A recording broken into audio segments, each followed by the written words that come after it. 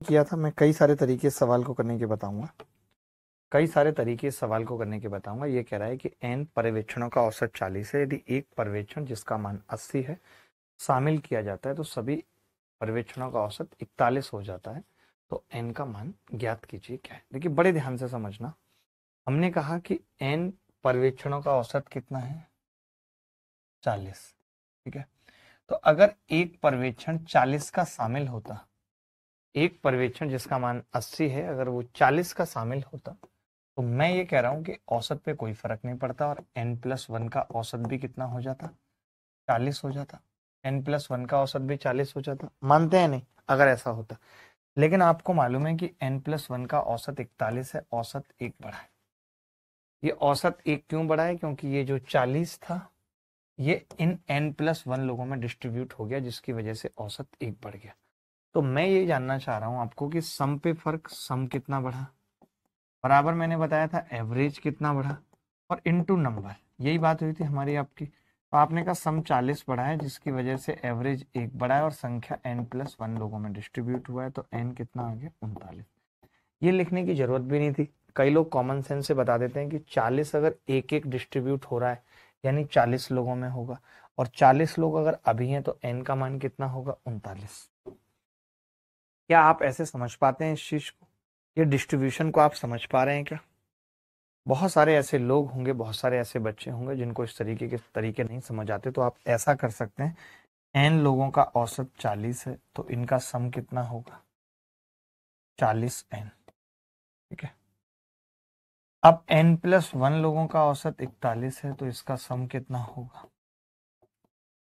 40n+1। आपको ये मालूम है अच्छी तरीके से कि जो एक नंबर ऐड हुआ है उसकी वजह से ही सम बढ़ा है, उसकी वजह से ही सम बढ़ा है। 40, 41n+1, सॉरी, औसत 41 है तो 41n+1। ठीक है, एक नंबर की वजह से ये सम कितने का है, 41 का। ये सम कितने का है, 40 का। तो मैं ये कह सकता हूँ कि जो 80 आपने ऐड किया है वो सम 41 माइनस सम 40 से निकल आएगा, और 41n में से 40n घटाऊंगा तो n, और प्लस 41। तो यहाँ से n कितना आ रहा है, 39। ये एकदम बेसिक तरीका हो गया, ये एकदम बेसिक तरीका हो गया इस सवाल को करने का। दूसरा मेथड कुछ नहीं है, n लोगों का एवरेज 40 है तो उनका सम 40n होगा। n+1 लोगों का एवरेज 41 है तो उनका सम 41n+1 होगा। ये 41 संख्याओं का जोड़ है, ये 40 संख्याओं का जोड़ है। तो जो 80 संख्या है वो 41 संख्याओं के जोड़ में से 40 संख्याओं का जोड़ घटा दूंगा तो जो नई संख्या 80 है वो आ जाएगी, वहां से n 39 आ रहा है। एक एलिगेशन मेथड और है, बहुत सारे लोग एलिगेशन जानते होंगे और बहुत सारे लोग नहीं जानते। बहुत सारे लोग एलिगेशन जानते हैं और बहुत सारे लोग नहीं जानते। ठीक है, इसी सवाल पे चर्चा होगी और फिर मैं आपको एक अलग तरीके की तरफ ले चलूंगा जहां से आपको बहुत मजा आएगा कि अगर n संख्याएं हैं और उनका औसत 40 है और एक संख्या है जो खुद अपने आप में 80 है, और जब हमने दोनों को जोड़ दिया तो एवरेज 41 है। ठीक है, alligation basically method of average है, एवरेज का ही मेथड है। तो जहां आप ये कह रहे थे कि n संख्याओं का औसत लिया, एक संख्या 80 है तो उसका औसत भी 80 होगा, और सारी संख्याएं 41 मिला दी तो उनका औसत भी 41 दे रखा है इन्होंने। ठीक है, तो मैंने कहा 41 में से 40 गया तो एक बचेगा, और 80 में से 41 गया तो 39 बचेगा। आपको ये बताया होगा कभी, अगर आपने एलिगेशन पढ़ा है, नहीं पढ़ा तो आप आगे पढ़ेंगे, कि जो ऊपर रेशियो होता है n/1 वही नीचे होता है। यानी 1 की जगह 1 है तो n की जगह 39 होगा, और यही आंसर है, यही आंसर है। बोलो भाई। कोई बात नहीं, अब मैं एक ऐसा मेथड बता रहा हूँ, यूनिवर्सल मेथड बता रहा हूँ। अब आप सारे मेथड छोड़ दो, आप डिस्ट्रीब्यूशन भी सीख गए, आप हर एक चीज सीख गए। अब आप एक यूनिवर्सल मेथड जानो, बात खत्म। और अभी आज की क्लास पूरी की पूरी उसी मेथड पे होगी, एक मेथड जो एवरेज के इस टाइप के हर सवाल में लगेगा। ठीक है भाई, अब मैं क्या कह रहा हूँ, एक यूनिवर्सल मेथड में क्या बता रहा हूँ, ऐसे ध्यान से समझना। जैसे आप ये कह रहे हो कि भाई 17 लोगों का एवरेज 18 साल है, उम्र का औसत एग्जाम्पल ले रहा हूँ। ठीक है, एक नया बंदा और आया, एक बंदा और आया, एक बंदा और आया, और अब बंदे हो, इसको 19 साल लिख लीजिए, मैं तो कहता हूँ। एक बंदा और आया, अब 18 हो गए बंदे, और उनका एवरेज मान लेते हैं 21 साल है। 21 साल है, तो ये पूछ रहा है आपसे कि 18वें बंदे की उम्र बताओ। उम्र बताओ, ठीक है। 17 लोगों का औसत 19 साल है, 18 लोगों का औसत 21 साल है, 18वें बंदे की उम्र बताओ, ये हमसे पूछ रहा है। तो देखिए, आप इस सवाल को ही समझना है और फिर मेरे तरीके को समझना है। अगर मैं इसके सबसे बेसिक मेथड पे जा रहा हूँ, क्योंकि उस बेसिक से मैं आपको एक नए मेथड की तरफ ले चलूंगा जो यूनिवर्सल मेथड है। तो बेसिक मेथड ये कह रहा है, बेसिक मेथड ये कह रहा है कि आप 18वें बंदे की जो उम्र है वो कैसे निकाल सकते हैं। सभी 18 का सम माइनस सभी 17 का सम, ठीक है। कह सकते हैं भाई, क्लियर है बात। मैंने कहा सभी 18 का सम निकाल दें और सभी 17 का सम निकाल दें, तो बात बन सकती है नहीं, मुझे इतना बताइए बस। इतनी छोटी सी बात मुझे बताइए कि सभी 18 का सम माइनस सभी 17 का सम अगर आप निकाल दें तो बात बन सकती है नहीं, तो आप कहेंगे हाँ जी बन सकती है। हम और आप सब जानते हैं कि जो एवरेज होता है कोपचे में वो सम बटे नंबर होता है, ये तो पढ़ाया ही है। यानी मैं ये भी कह सकता हूं यहाँ कि जो सम होता है वो एवरेज इंटू नंबर होता है, एवरेज इंटू नंबर। तो यानी मुझे 18 का सम निकालना है, तो मैं क्या करूंगा, 21 की गुणा 18 से कर दूंगा, माइनस 17 की गुणा 19 से कर दूंगा।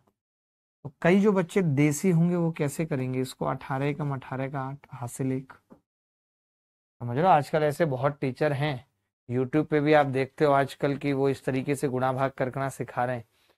लेकिन सच मायने में इस गुणा भाग से सिलेक्शन नहीं होगा, इसमें बहुत सच्चाई है, बहुत ज्यादा है। और इसको करके भी कोई फायदा नहीं है। कई टीचर्स का ये कहना है कि हम ये बच्चे को बेसिक सिखा रहे हैं। एक बात बताइए, पहली बात तो ये बेसिक है ही नहीं। सबसे बड़ी बात, गुणा भाग को हम बेसिक नहीं कहते, लोगों की बेसिक की डेफिनेशन ही खराब है।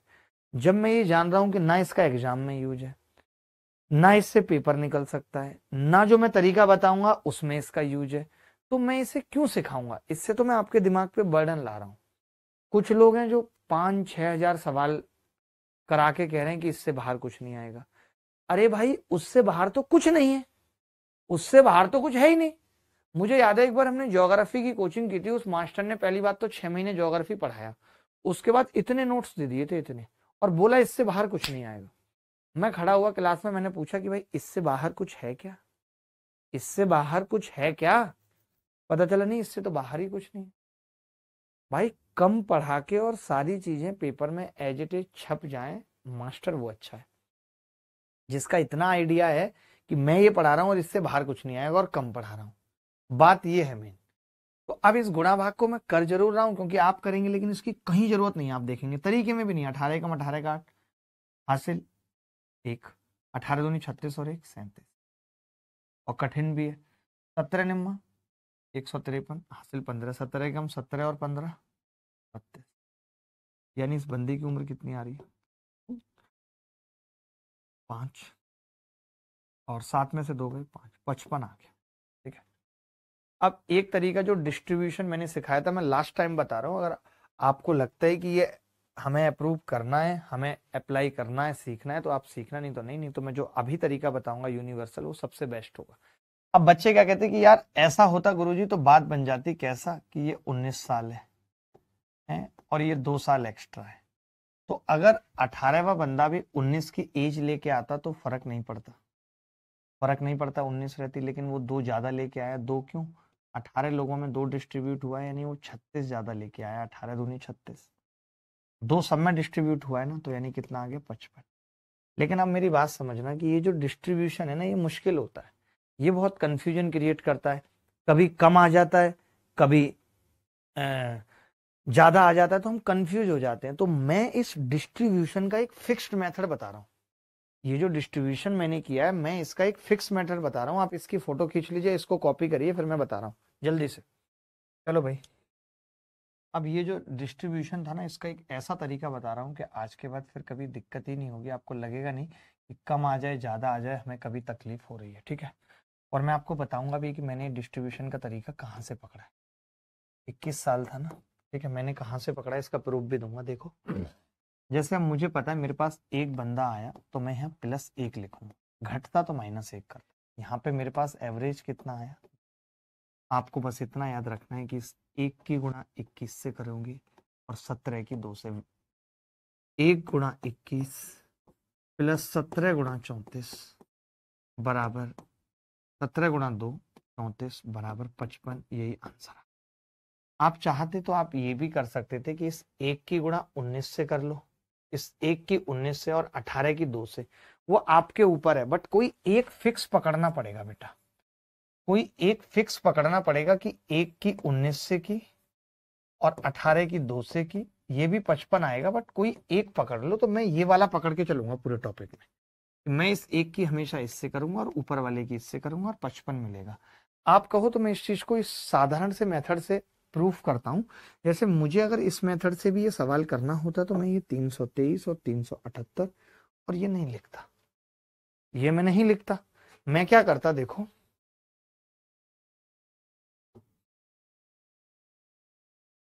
मैं इसको लिखता 20 + 1 और इंटू 18। 20 + 1 इंटू 18 माइनस, मैं इसको क्या लिखता 20 + 1 इंटू 18, और ये 17 गुणा 19 है तो मैं इसको लिखता भाई -1 इंटू 19। दोनों में से कुछ भी एक लिख सकते हैं, वो आपके ऊपर है। नहीं नहीं, अभी तो गड़बड़ हो गई, फिर तो ऐसा लिखना पड़ेगा 17, ये 20 + 1 18 गुणा 20 करना है। इसको मैंने लिखा 1 + 17 -17, इसको मैंने लिखा 21 - 2। लिख सकता हूँ 18 को 1 + 17, 19 को 21 - 2। तो आप देख रहे हैं ये 1 गुणा 21 बचा है, प्लस 21 गुणा 17 बचा है, -17 गुणा 21 बचा है, प्लस 17 गुणा 2 बचा है। बोलो बोलो भाई, 2 बचा है। तो आपने देखा 21 गुणा 17 कैंसिल आउट हो गया, क्या बच गया सिर्फ 1 गुणा 21 प्लस 17 गुणा 2। यही सेम चीज हमारा भी बच रहा था, यही बच रहा था 1 गुणा 21 17 गुणा 2। तो ये जो डिस्ट्रीब्यूशन मेथड है ये भी कुछ है नहीं, ये भी इस गुणा का ही नतीजा है। बस गुणा करने का तरीका अलग है कि हमने ऐसे तोड़ दिया। तो अब हमें कुछ याद नहीं रखना कैसे हुआ ना, हमें ये याद रखना है।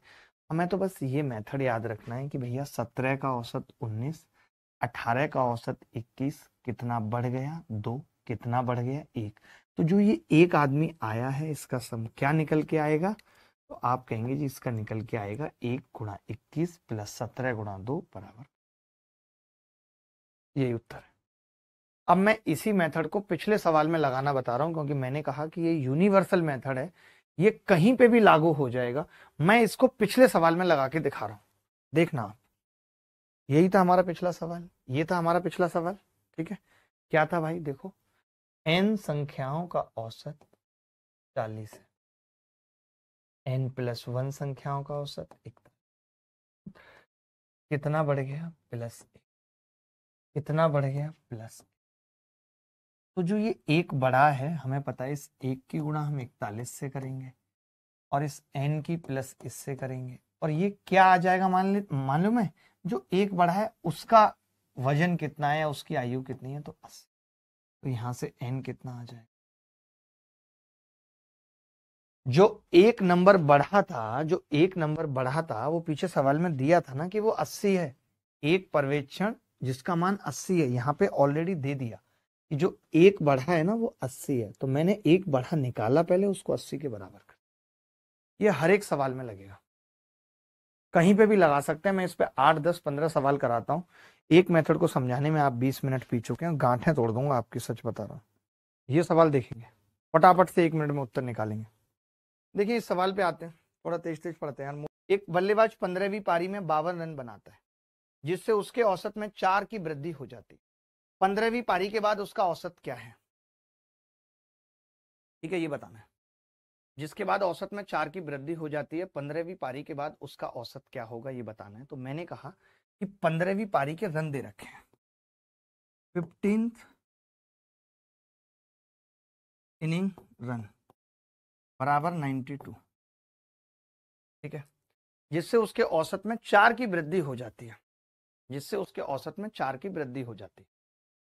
तो मैंने कहा कि मान लेते हैं कि 14 पारियों में जो औसत था वो x था बेटा, और 15वीं पारी के बाद वो औसत x+4 था, ठीक है, हाँ 15वीं पारी के बाद वो औसत x+4 था।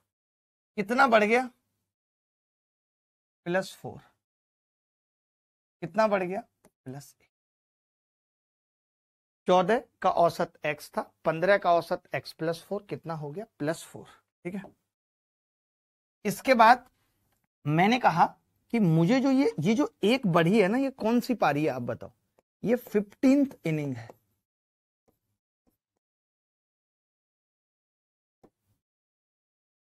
फिफ्टींथ इनिंग क्या होगी? 15th इनिंग 1 की गुणा इससे करी तो x+4, और 14 की गुणा इससे करी तो 14 गुणा 4 56, बराबर बराबर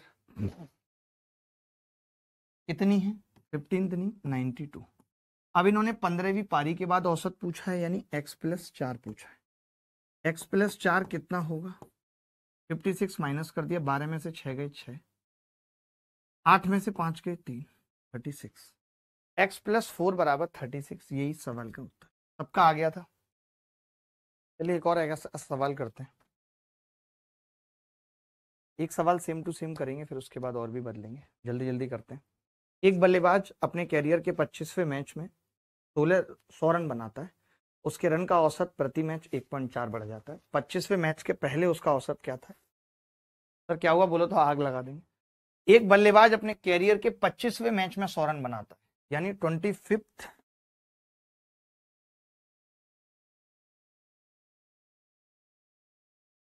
इनिंग बराबर 100 रन। 25th इनिंग और 100 रन। उसके रन का औसत प्रति मैच 1.4 बढ़ता है, ठीक है। 25वें मैच में 100 रन बनाता है, उसके रन का औसत प्रति मैच 1.4 बढ़ता है। 25वें मैच के पहले उसका औसत क्या है ये बताना। तो मैं यहाँ सीधी सीधी एक बात कह सकता हूं कि भाई 25वें मैच में 100 रन बनाता है, पहले उसका मैं औसत 24 पारियों का x था, ठीक है, और उसके बाद 25वीं पारी में ये औसत x+1.4 हो गया। x+1.4,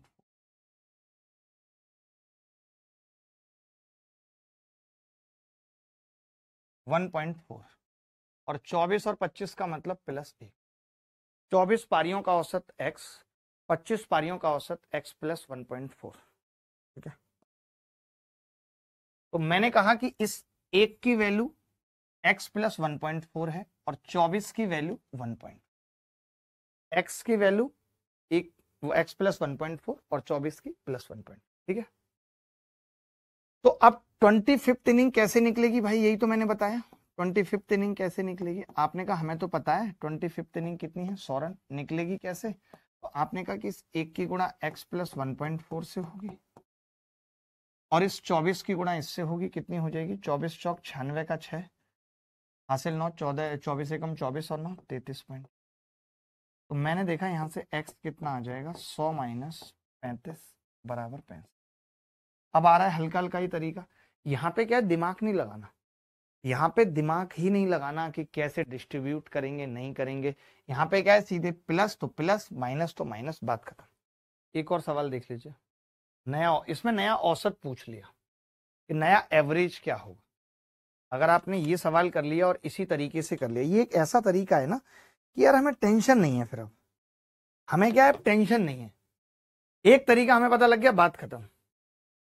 23 पारियों का औसत 62 और 24 पारियों के बाद औसत पूछा, मैंने x कर दिया। मुझे नहीं पता कितना ज्यादा है कितना कम है, तो मैंने यहाँ पे लिखा +1 और मैंने यहाँ पे लिखा औसत x माइनस 62। पता नहीं मुझे कि कितना बढ़ गया कम हो गया। अब देखो एक चीज तो तय है कि 24वें मैच में अगर इसने 122 रन बनाए तो औसत बढ़ा ही होगा, वैसे फर्क पड़ेगा नहीं उससे।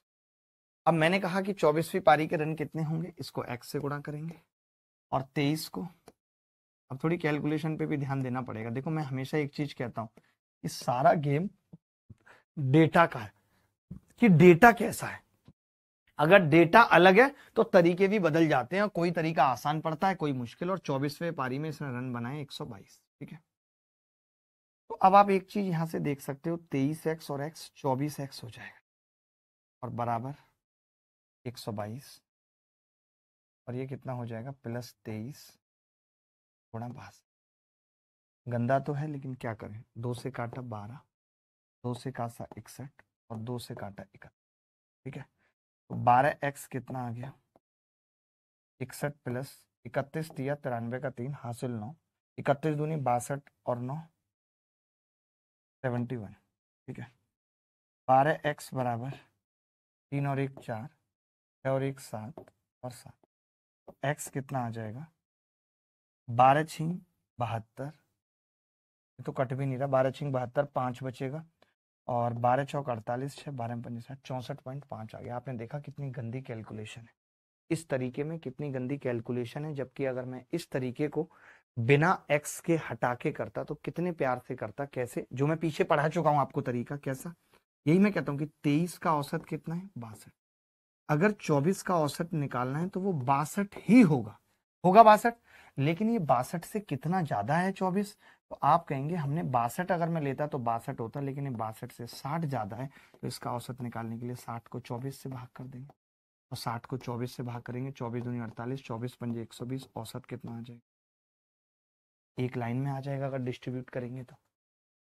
समझ गए। तो मैं वही कह रहा हूं आपको कि कई बार डेटा के हिसाब से तरीका बदलता है। अभी तक हमारा ये तरीका बहुत सही चल रहा था, लेकिन डेटा आ गया ऐसा कि ये चीज पूछ ली तो मुश्किल हो गया। ये चीज मैं आपको डिस्ट्रीब्यूशन में बता चुका हूं, इसीलिए हर चीज बतानी पड़ती है कि बेटा 23 पारियों का औसत 62 है। अगर अगली पारी भी 62 आ जाए, अगली पारी भी 62 आ जाए तो, लेकिन अगली पारी तो 62 से ज्यादा है, कितनी 60, तो ये जो 60 है ये इन 24 लोगों को इक्वली इक्वली मिलेगा, तो 2.5 मिल जाएगा। औसत कितना हो जाएगा 64.5। बात खत्म। ये सवाल देखिए, जल्दी जल्दी से उत्तर बताएंगे। एक क्रिकेटर के पास अपनी 64 पारियों के लिए एक निश्चित औसत रन था। अपनी 65वीं पारी में वह अपनी ओर से बिना किसी स्कोर बनाए आउट हो गया, इससे उसका औसत 2 रन कम हो गया। अब देखिए, अब हमारा तरीका बेस्ट है कि भाई 64 पारियों का औसत x, 65वीं पारी में कोई रन नहीं बनाया तो x-2। अब माइनस वाला पहली बार कर रहे हैं, कितना कम हुआ है माइनस, पारी कितनी बड़ी है +1। कौन सी पारी में, 65वीं पारी में जिसके 0 रन है। तो ये 65वीं पारी कैसे निकलेगी, -128 बराबर 0। कोरिया का बच्चा बता देगा कि x-2 कितना आ रहा है 120। x-2 कितना आ रहा है, उसका नया औसत पूछ रहा है ना 120। कुछ नहीं था, 64 पारियों का औसत x, 65 पारियों का x-2, कितना कम हो गया -2, कितना बढ़ गया +1, 1 की वैल्यू x-2, 64 की -2, तो x-2 -128 बराबर 0, x-2 बराबर 128। बात खत्म। इसमें एक बार आप मुझे बताओ कि डिस्ट्रीब्यूशन से आसान पड़ेगा या अपने तरीके से आसान पड़ेगा, किससे ये आसान पड़ेगा, जल्दी से बताओ फटाफट से, एक लाइन में लगाओ डिस्ट्रीब्यूशन। एक बल्लेबाज ने 72 पारियों में कुछ रन बनाए, अगली 2 पारियों में उन्होंने क्रमशः 54 और 36 का स्कोर किया, इसीलिए उनका औसत 3 रन कम हो जाता है। 74वीं पारी के बाद उसका औसत ज्ञात कीजिए। 72 पारियों में कुछ रन बनाए और अगली 2 पारियों में इतने स्कोर किया, इसीलिए उनका औसत 3 रन कम हो गया। वाह वाह वाह वाह वाह वाह वाह वाह वाह, ये तो वैसे भी आसान हो जाएगा, विदाउट डिस्ट्रीब्यूशन करेंगे ना भाई इसको तो। 72 पारियों का औसत x और 74 पारियों का औसत भाई x-3, कितना कम हो गया -3। लफड़ा क्यों, डिस्ट्रीब्यूशन में तो बहुत सोचना पड़ता है ना भाई, +2। तो अब मैं ये 2 से गुणा कर रहा हूं इसको, 2x-3, और इसकी 3 से गुणा कर रहा हूं, -3 गुणा 72। तो आपको नहीं पता ये कौन सी पारी आ रही है, दो, ये दो कौन सी पारी है। तब आप कहोगे कि जी ये वो पारी है 73वीं, अरे ये वो पारी है 73वीं और 74वीं, ये वो 2 पारी हैं। ठीक है, और ये हैं क्या क्या 2 पारी, तो आप कहेंगे एक 54 है, एक 36 है। कम बात। यहां से हमसे क्या पूछ रहा है, x-3 की वैल्यू पूछ रहा है। मैंने 2 से भाग लगा दिया, ये लो 2 से भाग लगाया, 2 से 36 बार कटेगा, 2 से 45 कट जाएगा, तो मैं ये कह सकता हूँ x-3 बराबर 36 दिया 108 और 45 153। रिंग रोड पे गाड़ी आज भगाई। ऐसे किया किसी ने, ऐसे किया किसी ने, ऐसे किया किसी ने, ऐसे सिंपल किया किसी ने। ये सवाल देखेंगे, ऐसे 2 सवाल करेंगे हम। किसी बल्लेबाज का 42 पारियों में औसत और उसके अधिकतम तथा न्यूनतम बनाए गए रनों के बीच का अंतर 100 है। यदि इन दो पारियों को हटा दिया जाता है तो 40 पारियों के लिए उसका औसत 28 हो जाता है। उसके द्वारा बनाए गए अधिकतम रन बताएं क्या होंगे। 42। अब मुझे ये पता है कि जो दो पारी है ना, हाईएस्ट और लोएस्ट, उनका अंतर दे रखा है 100, यही दे रखा है।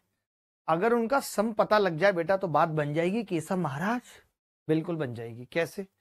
42 पारियों का औसत 30 है, 42 पारियों का औसत 30 है और उसके अधिकतम तथा न्यूनतम बनाए गए रनों के बीच का अंतर 100। यदि इन दो पारियों को हटा दें, यानी ये पारियां 40 रहेगी, तब औसत 28 हो जाए।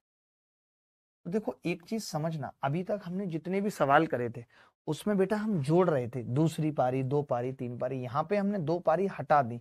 इससे क्या फर्क पड़ेगा? इससे बस इतना सा फर्क पड़ेगा, जैसे ये -2 और ये भी -2, तो इससे फर्क इतना सा पड़ेगा बेटा कि जब मैं इसकी इससे गुणा करूंगा, इसकी इससे करूंगा, 28 दूनी 56 और 42 दूनी 84, तो जो ये आएगा ना 140, ये माइनस में आएगा।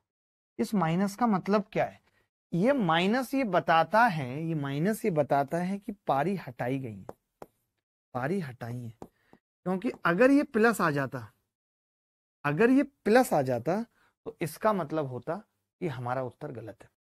ठीक है भाई, ये -140 क्या बता रहा है? इसका मतलब हाईएस्ट प्लस लोएस्ट बराबर 140, हाईएस्ट प्लस लोएस्ट बराबर 140।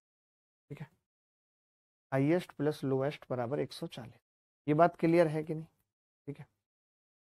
अब मैंने कहा कि अगर हमें इसमें अधिकतम बनाना है तो कई बच्चे इसको कैलकुलेट करने के लिए क्या करते हैं, कैलकुलेट करने के लिए क्या करते हैं कि h माइनस एल 100 है, आप इन दोनों को जोड़ दीजिए।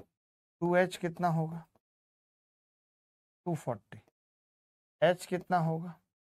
120। h कितना होगा? 120। मानते हैं कि नहीं? h 120 होगा। अब मैं यहाँ पे क्या कह रहा हूँ, एक छोटी सी बात, कि हम इस चीज को ऐसे भी कर लेते हैं कि किसी की मम्मी के पास 140 रुपए हैं, वो चाहती है इस हाईएस्ट वाले h को 100 ज्यादा देना, तो वो 100 अलग से दे देंगे, बचेगा कितना? 40, उसको 20-20 में बांट देंगे, तो 120 उत्तर आ जाएगा। 120 उत्तर आ जाएगा। देखें भाई, 64 पारियों का औसत 62 है। इसकी अधिकतम और न्यूनतम पारी निकाल दी जाए तो शेष 62 पारियों का औसत 60 है। शेष 62 पारियों का औसत 60। ठीक है, न्यूनतम पारी से 58 रन ज्यादा है तो उसकी अधिकतम क्या है ये बताना था। 62 60 से कितना हो गया? माइनस, और 64 62 से कितना हो गया? ठीक है भाई, क्लियर है बात? तो मैंने कहा कि इस 2 की गुणा इस 60 से करेंगे, कितना होगा? -120। 64 की गुणा 2 से होगी तो -128। यानी टोटल कितना आ गया सम हाईएस्ट प्लस लोएस्ट का? या लिखने की भी जरूरत नहीं है, आपको पता ही है सम कितना आ गया, 248। अब आपको मालूम है कि न्यूनतम पारी से 58 रन ज्यादा है अधिकतम पारी। ठीक है भाई, लोएस्ट इनिंग इज 58। अच्छा, इन्होंने तो लोएस्ट ही कह दी, 58 है। अगर एल 58 है इसमें, तो दूसरी हाईएस्ट कितनी होगी? 190। बोलो भाई। कुछ एक सवाल होमवर्क में लिख रहा हूं बेटा, RW लिख लो, ऐसे तो आप कर ही लोगे। RW लिख लो, ऐसे तो आप कर ही लोगे।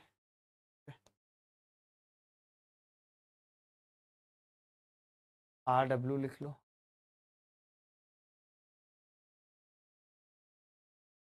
RW लिख लो। ये सब सवाल पेपर में आए हुए हैं, RW लिख लो। सेम वही सवाल हैं जो मैंने समझाए भी आपको। ये वही है जो अभी 11 पारियों का और 2 का बताया है, उसके द्वारा अधिकतम RW। एक एक टाइप के 2 सवाल मैंने करा दिए, अब जरूरत नहीं है उससे ज्यादा कराने की। ये सवाल करना, बहुत तगड़ा सवाल है, इतनी बार पेपर में आया, ये 15 से भी ज्यादा बार पेपर में आया। 3 पुरुषों ए, बी और सी का औसत वजन 84 किलोग्राम है। एक आदमी डी शामिल हो गया, औसत 80 हो गया। तो मैं बड़े प्यार से लिखूंगा यहाँ 3, और ब्रैकेट में छोटा छोटा लिखूंगा ABC, और औसत वजन कितना होगा? 84 kg। ठीक है, और एक आदमी डी 4 और ABCD कितना वजन हो गया? 84 और 80। ठीक है, 84 और 80। क्लियर है बात? 3 ABC 84 है और 4 लोगों का 80, तो पहले मैं डी निकाल लेता हूं। डी कितना होगा? -4 और +1। ठीक है भाई, तो यहां से डी कितना आ जाएगा बेटा? आप कहेंगे जी यहां से डी आ जाएगा, जो चौथा बंदा है 1 की गुणा 80 से होगी और 3 की 4 से होगी। 80 3 गुणा 4 12 68 आ गया, 68 kg। डी बराबर 68 kg आ गया, 68 kg। ठीक है, डी का मान। इन्होंने कहा है एक आदमी ई जिसका वजन डी से 3 ज्यादा है। अगर मैं ई की बात करूं तो वो डी से 3 ज्यादा है। डी से 3 ज्यादा होने का मतलब क्या है? 71 kg। 71 kg है। अब एक ही जगह ले लेता है, 3 किलो अधिक है, एक ही जगह ले लेता है, तो BCDE का औसत वजन 79 kg हो जाता है। अब ध्यान से समझना। अब मैं यहाँ पे लिख रहा हूं बेटा, मैं कह रहा हूं कि जब 4 बंदे थे ABCD, तब औसत वजन कितना था? 80 था। ध्यान से समझना। अब एक ही जगह ई आ गया, EBCD, तब औसत वजन कितना है? 79। आप बताइए 4 लोगों पे एवरेज एक कम हो गया, इसका मतलब सम 4 कम हो गया होगा, तभी ऐसा हुआ होगा। भाई एवरेज एक कम होने का मतलब क्या? सम 4 कम हो गया। अब सम में आप देख रहे हो BCD तो ऊपर भी है, BCD नीचे भी है, इसका मतलब ई ए से 4 कम है। तो ई कितना आया था? 71 आया था। 4 कम है तो ए कितना आ जाएगा बेटा? 75। ये आंसर। बोलो बात आई नहीं आई समझ? बहुत अच्छे से समझाया है, बड़ा सवाल था, 75 बार ही पूछा गया होगा SSC में अब तक। देखो भाई फिर से समझा रहा हूं। 3 लोग थे ABC, उनका औसत 84। 4 लोग थे ABCD, उनका 80। कितना बढ़ गया? कम हो गया, -4। कितना बढ़ गया? +1। +1 × 80, 3 की वैल्यू 4। तो मैंने डी कितना कहा? 80 - 3 × 4 बराबर 68 kg। ई कितना है? D + 3 बराबर 71। ABCD का मतलब 80, EBCD माइनस मतलब ABCD 79। औसत कितना हो रहा है जी? एक कम हो रहा है। औसत एक कम होने का मतलब क्या है? इस सम 4 कम हो रहा है, क्योंकि 4 लौंडे हैं, ABCD EBCD। लेकिन ये 3 लौंडे तो सेम है, BCD BCD। इसका मतलब ई अकेला कम है ए से 4, इसकी वजह से सम 4 कम हुआ है, एवरेज एक कम हुआ है, तो 75। समझ गए? करना ये वाला होमवर्क में दे देता हूँ, 5 बंदों का पूछ लेता हूँ। ये RW में लिख लो, 5 बंदों का कर लो। ये 5 बंदों का कर लो, ये ज्यादा अच्छा है, आपको मजा आएगा इसमें। 4 व्यक्ति ABCD का औसत वजन 67 किलोग्राम है, तो मैंने 4 लिखा बड़ा बड़ा और ABCD करा छोटा छोटा, और औसत वजन कितना हो गया? 67 के। ई को भी शामिल कर लें तो औसत वजन 65 kg हो जाता है। 5 लोग हैं, ABCD और औसत वजन कितना हो जाता है? 65। अब आप देखेंगे इसके बाद यहां से कि कितना कम हुआ है? -2। ये कितना बढ़ा है? +1। 1 की गुणा हमने 65 से कर दी, 4 की गुणा हमने 2 से कर दी, तो ई कितना होगा? ई कितना होगा? 1 गुणा 65 +4 गुणा -2, 57 kg आ गया भाई। 57 kg। ई कितना आ गया? 57 kg। ठीक है, इन्होंने कहा एक ही जगह एक बंदा एफ आता है और एफ का जो वजन है वो ई से कितना ज्यादा है भाई? 4 kg ज्यादा है, यानी 57 + 4 बराबर 61 kg है। हो गया होगा सबसे 61 kg। अब ध्यान से समझना, A B C D E, ABCD का वजन कितना है? तो आपने कहा ये तो दिया हुआ था जी 65। मैं एक ही जगह F ले आया, तो B C D E और F। ठीक है, इसका औसत वजन कितना हो गया? 66 kg। 66 kg हो गया। तो ए का वजन पूछ रहा है आपसे कितना होगा? ए का वजन, तो हमने कहा कि जी ए का वजन होगा +1 +1। तो सम कितना होगा? आप देखो वहां पे 4 बंदे थे, तो हमने कहा सम 4। यहां अगर एक बढ़ रहा है एवरेज, तो इसका मतलब सम 4 बढ़ रहा है, 5 बढ़ रहा है, सॉरी बंदे 5 है ना, एक बंदे पे 1 है, एवरेज का मतलब 5 बंदों पे 5। तो मैंने कहा कि एफ जो है वो 61 है, और आप कह रहे हो 5 ज्यादा है, क्योंकि ये तो सेम है ये दोनों।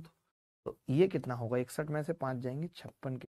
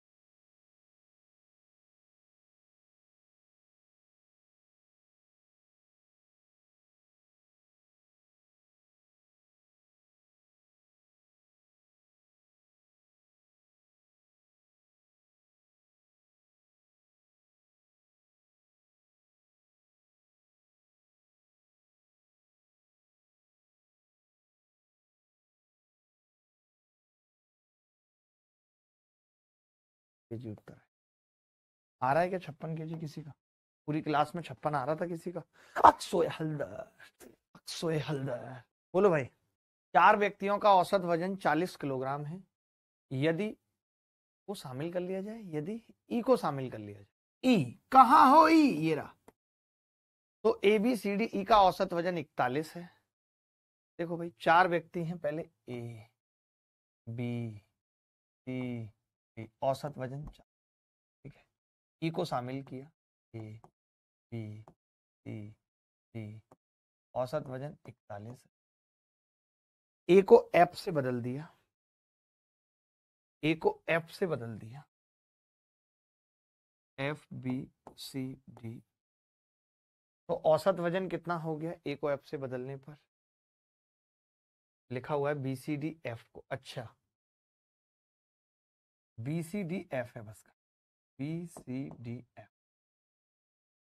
तो मैं ये कह रहा हूं यहां पे लिख लेता हूं बी सी डी और एफ, यहां पे लिख लेता हूं औसत वजन कितना? 42 है, ठीक है। उसके बाद कह रहा है बी सी डी एफ का औसत वजन बताओ। नहीं, ई भी तो है, सॉरी गलत लिख गया भाई। बी एफ भी है, बी भी है, सी भी है, डी भी है और एफ भी है, तब औसत वजन कितना है? 42। और हमसे पूछ रहा है बी सी डी और एफ का, यही पूछ रहा है। अब पहले बताओ सवाल आया कि नहीं आया? सब ये मैंने सही लिखा है, देखो। अब मैं क्या कह रहा हूं, मेरी बात सुनो, आप कोशिश कर सकते हो। देखो अब आपने कहा कि ये +1 है, +1, तो मैंने कहा कि ये ए बी सी डी 5 बंदे हैं, तो ये +5 होगा, यानी ये B C D E, B C D E ये तो सेम है। जो अंतर आ रहा है 5 का, वो एफ ज्यादा है ए से, एफ ज्यादा है तभी तो एवरेज ज्यादा है, यानी एफ ज्यादा है ए से कितना? 5। अब यहाँ पे देखेंगे तो ए और एफ अलग है, बाकी तो सेम है, तो ये इससे 5 ज्यादा है। लेकिन अब बंदे 4 हैं, तो एवरेज की बात करूंगा तो वो 5/4 ज्यादा होगा, यानी 1.25। ये सवाल पेपर में आया हुआ है, कोई भी इसका इतना बेहतरीन तरीका बताता नहीं था, अब बताने लगा, वो अलग बात है। बोलो भाई, देखा मैंने कितना मजाक कर दिया इस सवाल के साथ। चलो आज ये वाला टाइप आपके समझ में आया नहीं आया, मुझे थोड़ा सा बताओ भाई कि ये सवाल या ये टाइप आप बहुत अच्छे से समझ गए और कभी भी अब इस टाइप के सवाल आएंगे तो कर पाओगे। चलिए अभी के लिए इतना ही, तब तक विदा लेता हूँ, बाय, टेक केयर, धन्यवाद, थैंक यू वेरी मच, धन्यवाद।